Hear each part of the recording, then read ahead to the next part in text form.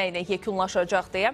İndi isə keçək bir qədər müzakirə istiqamətimizə. Az öncə xəbəri də təqdim etdim. Hansı ki, Suriyanın keçid dövrün prezidenti Əhməd Əşara Rusiyada rəsmi səfərdədir və Vladimir Putinlə də görüşü davam etdirilir. Bəli, qarşılıqlı həm Rusiya, həm də Suriyanın əlaqələrindən danışılır. Ticari, humanitar sahələrdə söhbətlərin olacağı, görüşlərin keçiriləcəyi deyilir, deyilməyinə. Ancaq burada digər məqamlar da var. Həm Rusiyanın Suriyada yenidən formalaşması, qalması məqamları gündəmdədir. Digər bir məsələdə deyilənə görə bunlar təbii ki, xarici medianın iddialarıdır ki, məhz Əhməd Əşara Rusiyaya, Moskvaya həm də ona görə səfər edib ki, Bəşər Əsədi Rusiyadan alsın deyə. Bəs Kreml buna razılıq verəcəkmi? Bütün bu məsələləri müzakirə edə istəyirəm siyasi şərhçi İlyas Hüseynovdan. Xoş gəlmisiniz İlyas bəy. Xoş gördük. Müzakirəmizə bundan başlamaq istəyirəm. Çünki düşünürəm ki, önəmli məqam məhz bugünkü Moskvada baş tutan Vladimir Putin və Əhməd Əşara görüşüdür. Görüşün əvvəlcə detallarına bir qədər danışaq. Siz necə təhlil edirsiniz? Düzdür, mediaya açıqlanan tərəfi odur ki, ticari, humanitar sahələrdə, iqtisadi sahələrdə əməkdaşlıqlardan söhbət açılır. Başqa pərdə arxasında hansı məqam varmı və əsas detal təbii ki, Bəşər Əsədlə bağlı məqam. Sizcə Əhməd Əşara buna görə getmiş ola bilərmi və ya bu təklifi olsa, daha doğrusu bu istəyi olsa Putinlə qarşı tərəfdən müsbət cavab gələcəkmi? Çox sağ olun suala görə və dəvətə görə. Xüsusilə bu görüş yaxın şərq siyasəti nöqteyi nəzərdən diqqət çəkir. Qardaş Türkiyədə, Azərbaycanda da bu görüş diqqətlə izlənilməkdədir. Çünki artıq Azərbaycan da yaxın şərq siyasətində fəal rol oynamağa başlayıb. Çünki cənab prezident Misirdə təşkil olunan sülh sammitində də iştirak etdi. Bu görüşə gəlincə isə əlbəttə açıq şəkildə ifadə olunan və olunmayan əlbəttə mövzular var. Lakin Rusiyanın Bəşər Əsəd rejiminin devrilməsindən sonra Suriyada mövqeləri zəifləyib və yaxud yoxa çıxmaq üzrədir də deyə bilərik. Yeganə Rusiyanın Suriyada mövcudluğu hərbi bazalardır. Bazalar deməli Tartusda və Xmeymimdə yerləşir. Bu bazalar hava hücumdan müdafiə, yəni qırıcılar, eləcə də hərbi dəniz qüvvələrini əhatə eləyir. Rusiyanın bütün varlığı, mövcudluğu Suriyada bundan məhdudlaşır. İndi bu bazaların çıxarılması baş verərsə, artıq Rusiya üçün yaxın şərq siyasətinin bitdiyini də deyə bilərik. Burada Rusiya çox ciddi maraqlar güdür. Bu enerji resursları ilə bağlıdır, geopolitik anlamda əhəmiyyətlidir və eləcə də artıq SSR-dən, Çar Rusiyasından qalan hazırki yaxın şərq siyasəti yalnız bax bu iki baza ilə məhdudlaşmaqdadır. Digər tərəfdən hesab edirəm ki, bazaların saxlanılması baş verəcəkdir. Müəyyən müddətə, indi bu da naməlum dövrə hesablanıb. Digər tərəfdən Rusiyada çox çalışır ki, bu bazalar saxlanılsın və beləliklə maraqları təmin olunsun. Bunun Suriyaya qatqısı nədən ibarətdir, onu orada saxlamaqda məqsədi? Çünki burada Türkiyə faktoru da var axı, İlyas bəy, nəzərə alsaq, düzdür, tam açıq formada olmasa da məhz Suriyanın hazırki vəziyyətə gəldiyini, məhz Türkiyədə rolunun, Türkiyənin rolunun olduğu əlbəttə ki, vurğulanır. Sizcə Türkiyə bunda maraqlı olarmı ki, Rusiyadan qüvvələr orada yerləşsin? Ümumiyyətlə, Rusiya ilə Türkiyə siyasətinin ziddiyyətlərində, uyğunluğunda, oxşarlığında, konfrontasiya elementlərində partnyorluq və eyni zamanda vəziyyəti gərginləşdirməmək əsas hesab götürülür və çox ehtiyatlı siyasət yürüdüldüyünün də şahidiyik. Məsələn, Türkiyə Rusiya əleyhinə sanksiyalara, restriksiyalara da qoşulmur, eyni zamanda Ukraynanın ərazi bütövlüyünü də qoruyur və ticari-iqtisadi ilişkilər, enerji sahəsində əməkdaşlıq inkişaf etməkdədir. Ona görə də Suriyada baxmayaraq ki, bir sıra qlobal güclərin də maraqları vardır, necə Avropa İttifaqı, Amerika Birləşmiş Ştatları, eləcə də Türkiyənin, Rusiyanın, Çinin hətta. Ona görə də burada bazaların saxlanılması hazırki dövrü əhatə eləyir deyə bilərik. Qarşıdakı dövrdə bu nə cür olacaq? Bu, Rusiyanın özünün hegemonluğu və dünya siyasətində təsirindən də asılı olacaqdır. Həm də qarşılıqlı razılaşmadan asılı olacaq deyə bilərikmi? Çünki Əşəranın özünün bu görüşdə bir açıqlaması var ki, biz artıq münasibətləri yenidən qurmağa başlayırıq və gəlmişəm ki, bura yeni Suriya hakimiyyətini, Suriya idarəçiliyini, yeni dövrü, yəni sizlə tanış etməyə. Və bu yeni dövrün başlanğıcı da məhz elə Bəşər Əsədin təhvil verilməsi bundan sonra bizim münasibətlərimiz müsbət ya da mənfi istiqamətdə gedər-getməz deyə bunu deməyə əsas varmı? Bu artıq bir siyasi alver alətinə çevrilə bilər. Bazaların saxlanılması müqabilində Bəşər Əsədin verilməsi. Amma bu, Rusiyanın bu günə qədər müxtəlif coğrafiyalarda yürütdüyü siyasətə də ziddir. Çünki həm də müxtəlif liderlərlə əməkdaşlıq edərək Rusiya o liderlərin təhlükəsizliyinə zəmanət verir, nə olursa olsun. Yəni, ən pis halda həmən lideri və onun ailə üzvlərini evakuasiya etmək öhdəliyi daxil olmaqla əməkdaşlıq əvvəlcədən qurulur. İndi bu, həm də Rusiyanın uzun illər ərzində yürüdülən siyasətinə də zid bir addım olacaqdır. Amma dövləti maraqlar var, yəni söylədiyim kimi o bazaların qalmasının müstəsna əhəmiyyəti var Kreml üçün və ona görə hətta Bəşər Əsədin verilməsi də baş tuta bilər, amma sonraki dövrdə... bazaları oraya yerləşdirilməsində rolu olan da məhz Bəşər Əsəd deyildimi? Bəli, indi həm də belə çıxır ki, belə sual da təbii ki artıq yaranır. İlyas bəy ki, əgər sən bunu vaxtı gələndə Suriyaya yenidən təhvil verəcəkdinsə Bəşər Əsədi niyə qəbul edirdi Kreml? Yəni, bu da bir növ sualdır. O dövrdə bu IŞİD-in bölgədə tuğyan etdiyi zamanda əlbəttə Rusiyaya böyük ehtiyac var idi. Rusiyanın beynəlxalq siyasətdə mövqeyi də tamam başqa idi və artıq geopolitik konjunktura bölgə üzərində də, qlobal siyasətdə də dəyişməkdədir. Ona görə də düşünürəm ki, bu danışıqlar nəticəsindən asılı olacaqdır. Hər iki məsələ bu danışıqların əsas prioritetini təşkil edir. Bəşər Əsəd mövzusu və bazalar. Ona görə də burada bir konsensus tapılması önəmlidir və qarşıdakı dövrdə Moskva-Dəməşq əməkdaşlığını formalaşdıracaq. Rusiya yaxın şərq siyasətindən çəkinmək istəmir. Ona görə də hətta Əhməd Əşşəranın bu cür təklifi olarsa, düşünmürəm ki, bundan imtina etmək nə formada Rusiya üçün nəticələnə bilər. Deyə razılıq verdi və Bəşər Əsəd təhvil verildi Suriyaya. Bu, həm də Suriya hakimiyyəti üçün, idarəçiliyi üçün yeni bir mərhələ olacağını düşünürsünüzmü və nə dəyişəcək əgər gəlsə? Əlbəttə, çox doğru qeyd etdiniz ki, Əhməd Əşşara yeni reallıqlar əsnasında bu səfəri həyata keçirdir və həm də Kreml rəhbərini yeni reallıqlarla tanış eləyir ki, artıq başqa dövr başlayıb.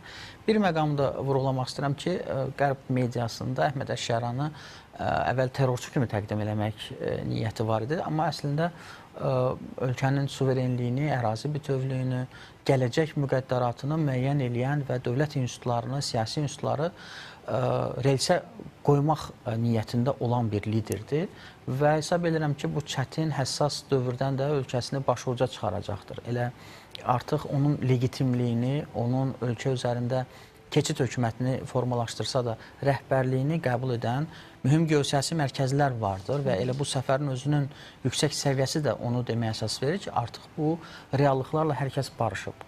Və reallıqların yerinə yetirilməsində şübhəsiz ki, qardaş Türkiyənin rolu çox önəmlidir. Çox qısa zaman ərzində çox peşəkar fəaliyyət icra olundu və hazırda qardaş Türkiyənin maraqları burada çox irəliləyib, inkişaf eləyib. Bu baxımdan hesab edirəm ki, Türkiyənin gələcək taleyi həm də Suriyanın gələcək taleyi Türkiyə ilə məsləhətləşmələrdən və koordinasiyadan keçəcəkdir. Mütləq formada, həm də böyük ehtimalla Əhməd Əşşara getməmişdən öncə Rəcəb Tayyip Ərdoğanla böyük bir məsələləri həll etdiyini ya da müzakirə etdiyini düşünə bilərik. Bu arada təbii ki, bu məsələ diqqət mərkəzimizdədir, görüş davam edir hələ də. Düzdür, ictimaiyyətə bir ümumi açıqlamalar gəldi, hörmətli tamaşaçılar. Vladimir Putinlə Əhməd Əşşaranın ünvanına tərifləyici sözlər olsun, hakimiyyət dövrünün etdiklərindən danışıldı. Digər bir tərəfdən Əhməd Əşşara da özü təbii ki, yeni Suriyanı təqdim etmə məqsədi ilə getdiyini və yenidən başlayırıq artıq münasibətlərə dedi. Bunlar təbii ki, ictimaiyyətə açıq mövzulardan, ancaq pərdə arxasında digər məqamlar da var. İlərləyən vaxtlarda təbii ki, görüşün yekunlarından sonra görəcək Bəşər Əsədlə bağlı hansısa bir məqam, tələb irəli sürülübmü? Diqqət mərkəzimizdədir. Verilişimizin vaxtı kifayət etsə, yenilənən məlumatları sizdən bölüşməyə çalışacağıq. Davam edək İlyas bəy, ancaq biraz da düzü yaxın şərqdən danışmışkən, Türkiyədən danışmışkən, bir neçə gün bundan öncə oktyabrın 13-də bildiyiniz kimi Misirdə çox önəmli bir görüş keçirildi, samit keçirildi və yekun bir nəticəyə də gəlindi. Ancaq orada bir detal diqqətimizi çəkdi. Bugün də artıq bu xarici mediada da bu məsələ tirajlandı. Bir qədər öncə də mən təqdim etdim. Anonsumuzda da daha doğrusu var idi bu məqam. məhz imzalanan sənəddə bir detal Türkiyənin xoşuna gəlməyib və Türkiyə Xarici İşlər Naziri Hakan Fidan dərhal müdaxilə edib səhər saatlarından etibarən ki, orada bir ifadə böhran yarada biləcək bir ifadə. Düzdür, bilmirik hansı ifadədir, hansı söz işlənilib orada, dərhal dəyişdiriblər, ondan sonra imzalanıb. Nə ola bilər? Oradakı hansı ki, böhran yarada biləcək səviyyədə ola bilər. Bu bizim təhlillərimizə yalnız ehtimallara yönəldir. Təbii ki, ehtimallar üzərindən danışırıq. Amma şübhəsiz ki, bu Türkiyənin milli maraqlarına, bölgə siyasətinə və Qəzza üzərində bu diplomatik razılaşmanın gələcəyinə təsir edə biləcək mühüm bir ifadə olub. Ola bilsin ki, orada işğal sözü olub, ola bilsin ki, Fələstinin gələcəyi ilə, dövlətçilik gələcəyi ilə bağlı hansısa bir ifadə olub, amma artıq səhər saatlarından Türkiyənin Xarici İşlər Naziri Hakan Fidan buna öz etirazını ifadə etmişdir və maraqlı məqam bundan ibarətdir ki, Misirin Şərm-əş-Şeyx şəhərində keçirilmiş bu sülh masası, sülh sammiti həm də Türkiyənin burada təhlükəsizliyə və sülhə nəzarəti və birbaşa iştirakı ilə həyata keçirilən məsələdir. Yəni, Türkiyə burada söz sahibidir, mühüm prinsipial mövqeyə, siyasi iradəyə malik olan bir güc mərkəzidir və bu baxımdan Amerika Birləşmiş Ştatları, Türkiyə, Misir və Qətər sülhün implementasiyasında iştirakçı olacaq. Qətər haqqında söylədim, amma bu 7 oktyabrdan sonra davam edən İsrail ordusunun bölgə üzərində hərbi əməliyyatlarında həm də Qətər vurulmuşdur və Qətərdə həm də Amerika Birləşmiş Ştatlarının bazası yerləşir. Bu, Amerika Birləşmiş Ştatlarının bölgə siyasətində olan nüfuzuna da böyük zərbə endirir və elə məhz bu baxımdan həm güclü oyunçu kimi, həm də ki, böyük resurslara malik olan bir dövlət kimi burada sülh prosesində də bir iştirakçıya, aktora çevrilmiş vəziyyətdədir. Türkiyənin burada müxtəlif maraqları ola bilər, müxtəlif tələbləri irəli sürülə bilər. Əsas məsələ bundan ibarətdir ki, bəlkə də heç tarixçilər, siyasətçilər hansı sözdən, hansı cümlədən, hansı ifadədən söz getdiyini bilməyəcəklər, amma şübhəsiz ki, onun yerinə yetirilməsi artıq böyük hadisədir. Türkiyənin tələbinin icrası, mövqeyinin qəbul edilməsi bu artıq böyük irəliləyişdir. Addımdır. Bəli, elə daha sonrasında da Rəcəb Tayyip Ərdoğanın məhz hətta Misirə inməmişdən öncə Netanyahu ilə bağlı məqam da təbii ki, xatırlayırsınız, ora gəlməsi ilə, həmin samitdə iştirak etməsindən bağlı sizin də elə sözünüzə qüvvət. Görünür, sözü çox güclüdür. Bəli. Çox etibar olunur Rəcəb Tayyip Ərdoğana ki, hər dediyi nə əməl olunur deyə. Bu arada düzdür, Fələstindən danışırıq. Oradakı bəyannamənin əsas detallarından biri də İstəklərdən biri də daha doğrusu Fələstin dövlətinin formalaşması, ikili bir dövlət rejiminin olmasıdır. Düzdür, bu İsrail tərəfdən nə dərəcə qəbul olunar, olunmaz yaxın gələcəkdə. Bu da bir qədər sualdır. Mahmud Abbasın, Fələstin prezidentinin bir bugünkü açıqlaması var ki, 3 ay ərzində Milli Konstitusiyanın ilk layihəsinin hazırlanmasına göstəriş verib artıq Mahmud Abbas və Konstitusiya layihəsini hazırlayan komitənin üzvüyəm deyə bildirib keçmiş baş nazir bu barədə və prezident Fələstin Konstitusiyasının ilk layihəsini tamamlamaq üçün bizə 3 ay vaxt verib Fələstin muxtariyyətini Fələstin dövlətinə çevirəcəyik deyə bir açıqlama var. Biz bu sammitə qədər çox ölkələrin, çox Avropa ölkələri və ya digər istiqaməti sadəcə Avropa ölkələri deyil, Fələstini bir dövlət kimi tanıdıqlarını da biz artıq şahidi olmuşduq. Bunun fonunda da indi Konstitusiyada dəyişdirilir. Muxtariyyətdən dövlətə keçmənin biz şahidi olacaqmı? Bu məsələ əslində razılaşdırılmayıb. Baxmayaraq ki, sammitdə bölgə üzərində İsrail qoşunlarının Qəzzadan qismən çəkilməsi, hər iki xalqın hüquqlarının qorunması, söhbət İsrail və Fələstin xalqından söhbət gedir və digər tərəfdən beynəlxalq zəmanət təhlükəsizliyə garantiya. Konstitusiyanın ilk layihəsinin hazırlanması artıq nədən xəbər verir? Ondan xəbər verir ki, artıq dövlətə çevrilmək üçün ilkin addım atılır. Bu mərhələyə qədəm qoyulur, amma artıq onu da deyə bilərik ki, dövlətin, dövlətçiliyin yaradılması eləcə də 67-ci ildə qəbul olunmuş razılaşma əsasında və beynəlxalq hüququn diktə etdiyi bölgə üzərində iki dövlət, iki xalq modeli hələ də açıq qalmaqdadır. Və hesab edirəm ki, bu məsələ nə qədər açıq qalacaqsa, öz həllini tapmayacaqsa, Fələstin dövlətçiliyi bölgə üzərində təmin olunmayacaqsa, qarşıdakı dövrdə müəyyən tarixin gedişində hakimiyyətlər dəyişdikdə, bölgə siyasəti, konjunktura dəyişikliklərə məruz qaldıqda yeni müharibə, yeni eskalasiya ola bilər. Məsələni kökündən həll etmək üçün beynəlxalq hüququn İşləməsi lazımdır mütləq formada. İcrasına böyük ehtiyac vardır. Bəli, artıq indidən söyləmək olar ki, Ərəb dövlətləri, Avropa və Amerika Birləşmiş Ştatları 70 milyard ilkin mərhələdə Qəzzanın yenidən qurulması üçün maliyyə vəsaiti ayırır. Bu böyük vəsaitdir. Dağıntıların miqyasına baxanda bəlkə də çox kiçik görsənə bilər. Qarşıdakı dövrdə bu tranşlar, məbləğlər artırılır, amma siyasi məsələlər hələ də açıq qalır. Baxmayaraq ki, böyük tarixi sülh prosesidir, amma onun məntiqi sonu görünmədikcə bu proses daha da uzanır. Bəli, elə sual olan məqamlardan biri də elə Həmasın silahsızlaşdırılması məsələsidir. Netanyahu'nun da bugün yenə bir daha xəbərdarlığı var ki, ümid edirik ki, silahı xoşluqla yerə qoyarlar.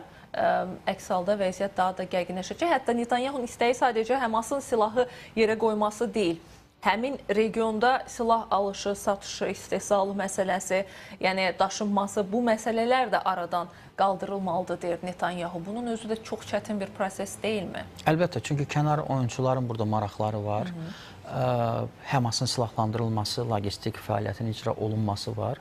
Şübhəsiz ki, o silahlar orada istehsal olunmayıb və bir gündə ora gəlib çıxmayıb. Bu, illərlə gedən hazırlıqlar və illegal daşımaların nəticəsidir. İsrail dövlətinin baş naziri öz dövlətinin milli təhlükəsizliyini düşünərək bu mövqedən çıxış eləyir. Amma şübhəsiz ki, burada humanitar fəaliyyət təmin olmalıdır. Artıq Rəfah keçid məntəqəsinin açılması, BMT-nin fəaliyyətin işini bərpa etməsinin də şahidik. Amma burada Trumpın qeyd etdiyi kimi 3000 illik münaqişəyə son qoyulması və 21-ci əsrin sülh manifesti kimi təqdim olunan sülh layihəsi nə qədər mütərəqqi və gözəl görünsə də burada bir sıra Fələstin dövlətçiliyi və onun dövlət kimi tanınması ilə bağlı məsələlərin açıq qalması sanki sülhü natamam eləyir. Eyni zamanda da bu tərk silah, demilitarizasiya məsələsi də İsrail üçün önəmlidir. Həmas bunu etməsə, görünür ki, yenidən müharibə başlayır. Burada siz qeyd elədiniz ki, İlyas bəy, maraqlı olan tərəflər də var, hansı ki, həm silah alışı, satışı məsələsi, silahlaşdırılması, ümumiyyətcə Həmasın silahla təmin olunması məqamı. Xarici media bugün çox maraqlı bir faktla bir yazı paylaşdı ki, Qəzzadakı sülh samitinin əsas hədəfi sadəcə İsraillə Həmas deyildi. Əsas hədəf İsraillə İran idi. Yəni, Həmas məsələnin digər bir tərəfidir. Nəzərə alsaq, bəli, proksi qüvvəsidir və onu silahlandıran da İran tərəfidir deyə. Və hətta elə bir ehtimallar da, fikirlər səsləndirilir ki, ola bilər ki, İran yaxın gələcəkdə İran-İsrail münaqişəsi yenidən alovlansın və hətta İran Həması və digər proksi qüvvələrini yenidən silahlandırsın və bu münaqişəni yenidən başlatsın regionda. Hazırki vəziyyətdə İranı təhlil etsək, mümkün varmı, yəni mümkünlüyü varmı bu ehtimalın?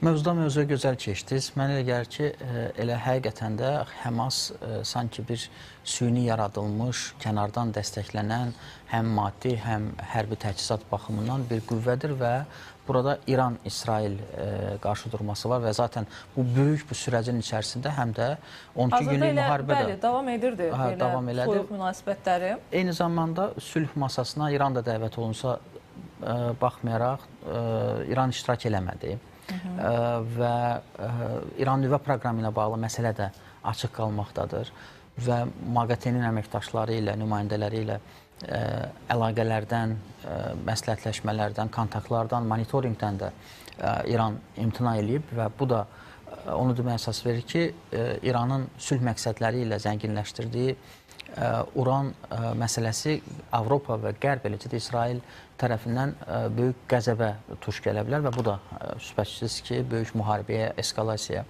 gərginliyin, hərarətin artmasına gətirib çıxara bilər. Və bu baxımdan hesab edirəm ki, İran burada şübhəsiz ki, hazırki sülh məsələsində iştirak etməməsi həm də qarşıda İsrail-İran gərginliyinin yeni mərhələsini formalaşdıra bilər. Digər tərəfdən burada illərlə antagonist mövqedə olan qüvvələr, məsələn, bir-birini təqzib eləyən, bir-birinin siyasətini ifşa eləyən hazırki dövrdə rəhbərlər vardır. Məsələn, elə Netanyahunun bütün ritorikası zaten qarşı tərəfin siyasətinin tənqidinə yönəlmişdir. Bu da daxildə böyük negativlər yaradır, müxalif qüvvələri canlandırır. Amma qəbul olunan legitim lider kimi və böyük siyasi təcrübəsi olan bir şəxs kimi Netanyahunun fikirləri sanki təkcə Həmasla bitmir. Çünki ayrı-ayrı qüvvələr eyni prosesin içində zərərsizləşdirilir. Məsələn, Hizbullah və yaxud Husilər, eləcə də Qətərdə belə hətta Həmasın qüvvələri gizlənirsə, nə qədər Qərbin partneri olsa da, orada əl qoymaq, zərbə endirmək reallaşdırılır. Ona görə də İran-İsrail ziddiyyətləri isə şübhəsiz ki, çox tez bir zamanda həll olunmur və bu məsələlər qarşıdakı dövrdə gərginlik fazası ilə də müşahidə oluna bilər. Görək orada vəziyyət necə dəyişəcək. Təşəkkür edirəm. Mən təşəkkür İlyas bəy, təhlilləriniz üçün minnətdaram. Bir daha xatırladım, hörmətli tamaşaçılar, qonağımız siyasi şərhçi İlyas Hüseynov idi. Həm hazırda Rusiyada, Moskvada Rusiya və Suriya liderləri arasında baş tutan iki tərəfli görüşdən Rusiya-Suriya münasibətləri bundan sonra necə davam edəcək? Bəşər Əsədin təhvil verilmə ehtimalı olarmı? Bunun üzərindən danışdıq. Təbii ki, paralelində də yaxın şərqdə vəziyyətlər necə ola bilər? Bundan sonra düzdür, İsraillə Həmas arasında münaqişə yekunlaşdı bir növ deyə bilərik, ancaq İran burada əsas hədəflərdən biri idi, deyilirdi xarici media tərəfindən. Bunun haqlılıq payı var idi, amma bunu bir qədər müzakirə etdi qonağımız.